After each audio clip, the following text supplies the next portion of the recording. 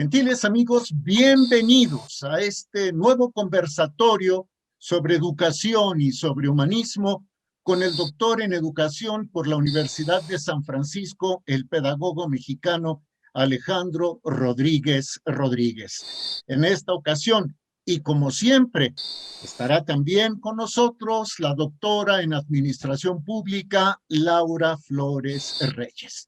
Laurita, antes de saludar al doctor, primero las damas, ¿cómo te encuentras? Muchas gracias, estamos muy contentos de estar en este conversatorio y gracias por el privilegio de platicar con ustedes y con la audiencia. Gracias, Laurita. Y doctor, de veras, un privilegio. Gracias de corazón.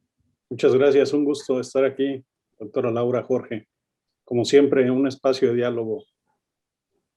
Un espacio de diálogo. ¿De qué vamos a platicar hoy, Laurita? Platícanos, por favor, encuadra el tema. Quizá podamos platicar el día de hoy de la pobreza del aprendizaje y también la pérdida del aprendizaje que para conectar otros puntos que hemos venido tratando. ¿Cómo ve, doctor Alejandro? Sí, me parece bastante interesante la distinción que se hace, doctora, y de hecho, como usted bien lo cita, el último documento que saca el Banco Mundial respecto a aprendizaje hace esta diferencia que creo que ayuda. Sabemos que el Banco Mundial se mueve a nivel general, habla sobre políticas educativas y el que hay una distinción entre pobreza de aprendizaje, que ya lo tenemos, que ya lo traemos como país, como continente. Solo un dato, tenemos una situación donde antes de la pandemia, nuestros chicos, sobre todo de secundaria, tenían 3 años de atraso en cuestiones de aprendizaje con respecto a otros miembros de la OCDE. 3 años. Y ahora se agudiza. Y teníamos un 50% de chicos y chicas viviendo pobreza de aprendizaje antes de la pandemia. Entonces, es una situación interesante que me parece que hoy podríamos dialogar centrándonos no tanto en el maestro, sino centrándonos en el ciudadano que dice qué viene, ¿no? Y que le pregunta a un gobierno que quizá no quiere escuchar, pero aunque no quiere escuchar, eso no nos tiene que parar de que nosotros debamos de preguntar. Si me permites, Jorge, ¿qué se pediría a las autoridades educativas más allá de abrir escuelas o dar vacunas? ¿Qué ha sido el tema, no? La preocupación es abre una escuela y que tengan vacuna los maestros y quizá hemos entrado en ese rol como sociedad. Queremos que se abran las escuelas para poder llegar a trabajar y poder... Dices, bueno, ¿y qué más le pediría yo desde el ámbito educativo? Yo diría, tendríamos que plantearle a la autoridad que esta situación fuertemente negativa en aprendizajes y particularmente entre los más pobres, que siempre sucede, tendríamos que decir, ¿cómo le hacen? ¿Cómo le vamos a hacer para que la pobreza de aprendizaje, que significa en pocas palabras, niños y niñas que no son capaces de leer y entender un texto simple al final de la primaria? ¿Cómo le hacemos para saltar una brecha de 51% de chicos que antes de la pandemia tenían pobreza de aprendizaje y está proyectándose que suba a un 63%? Esto es terrible.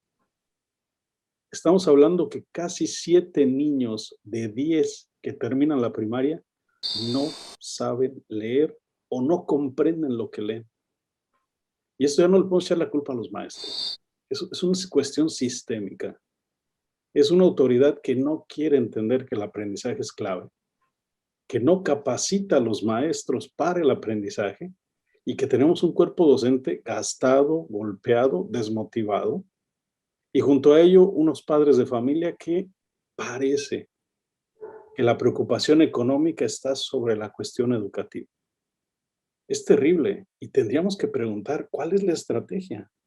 ¿Cuál es la estrategia para adolescentes que están debajo del mínimo de rendimiento según PISA? Qué interesante, ¿eh? Hace un par de semanas, oficialmente, no va a haber PISA, no vamos a entrar a PISA, y al día siguiente va para atrás el mismo gobierno y dice, sí vamos a entrar. ¿Por qué? Porque se evidencia el nivel de aprendizaje, de rendimiento mínimo. Y en México estamos en el 55%. Significa que 5 de 10 chicos en el aula, su rendimiento es abajo del estándar.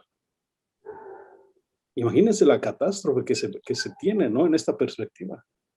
En primaria con pobreza de aprendizaje, secundaria la lógica, el rendimiento es muy bajo. Y se proyecta peor, porque después de lo que está pasando en la pandemia sube casi al 72% la proyección. Terrible. 7 de 10 chicos que están en secundaria están en una situación por debajo de lo normal en matemáticas, en español, ciencias. Y de ahí vamos a preparatoria, y de ahí vamos a universidad, y de ahí vemos el riesgo a 5 o 10 años de una posible situación muy delicada para nuestro continente, con chicos mal preparados, que quieren aprender, pero que no se dan las herramientas, con profesores que no logran romper este círculo que no es virtuoso, y con una autoridad indolente, por no decir incapaz o incompetente, indolente ante el dato. Entonces yo creo que sí es un elemento fuerte, ¿no? Y hay que pensarlo, y hay que plantearlo, y hay que preguntar, ¿qué hay?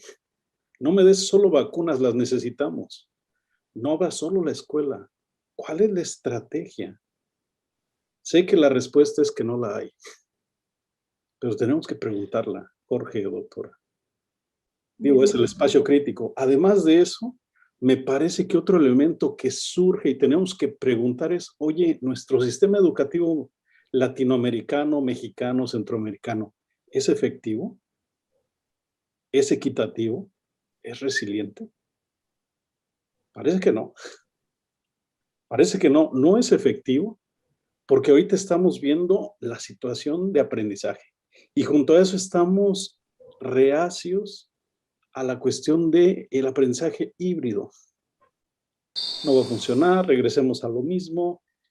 Tuvimos la oportunidad de ver lo que pasa cuando no hay esta posibilidad. Tenemos la oportunidad de que sea híbrido. ¿Cómo preparamos al docente? ¿Cómo involucramos al padre de familia?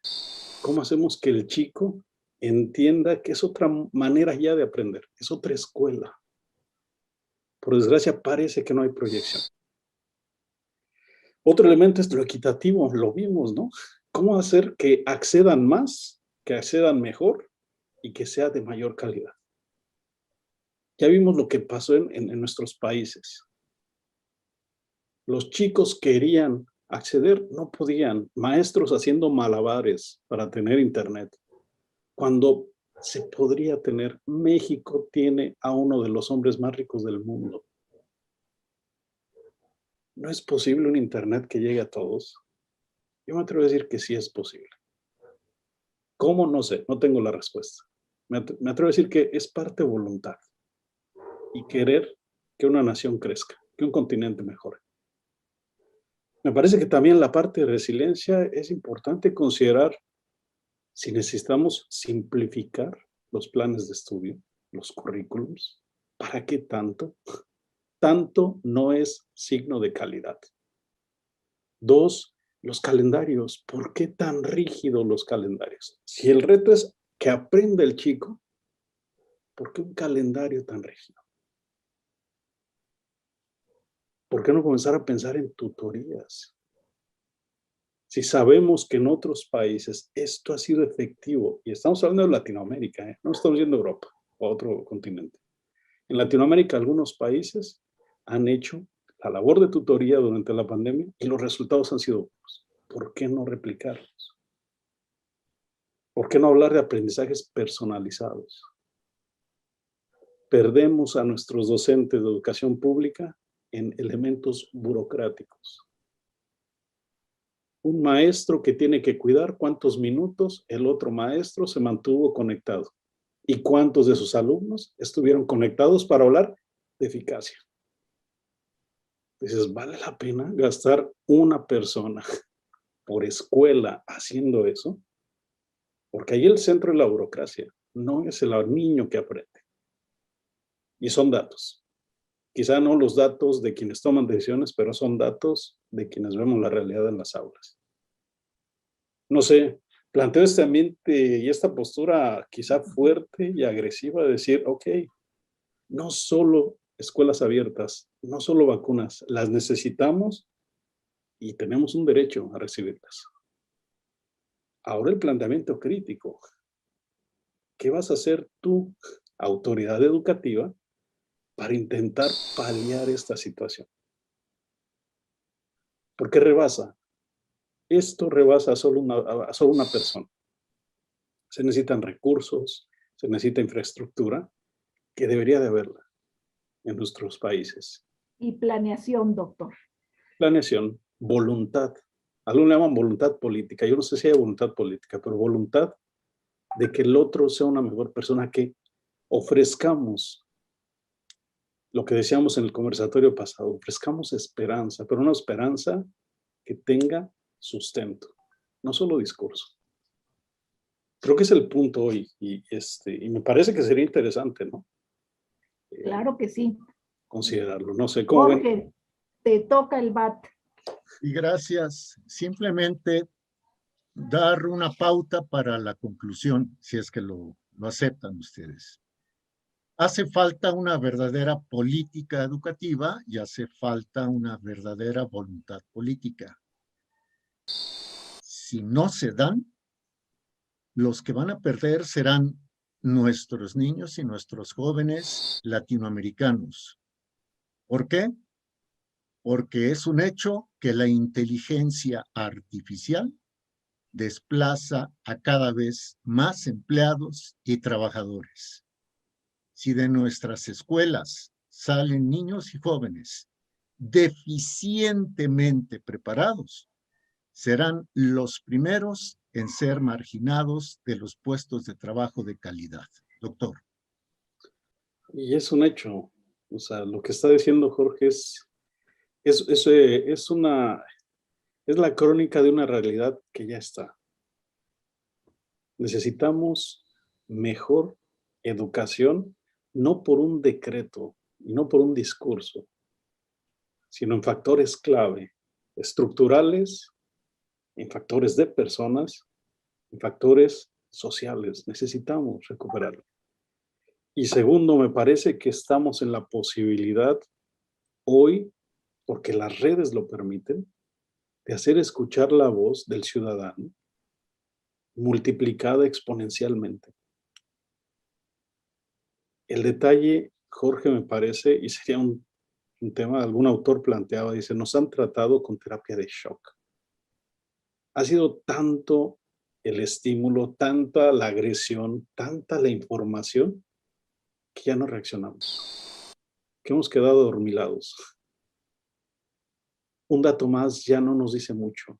Una situación más nos deja ya en esta dinámica de limbo, decir, bueno, ¿qué viene mañana? Porque ya hoy tuve suficiente con saber que alguien se robó, con saber que alguien desvió, con saber que alguien mató, ya, ¿qué viene mañana?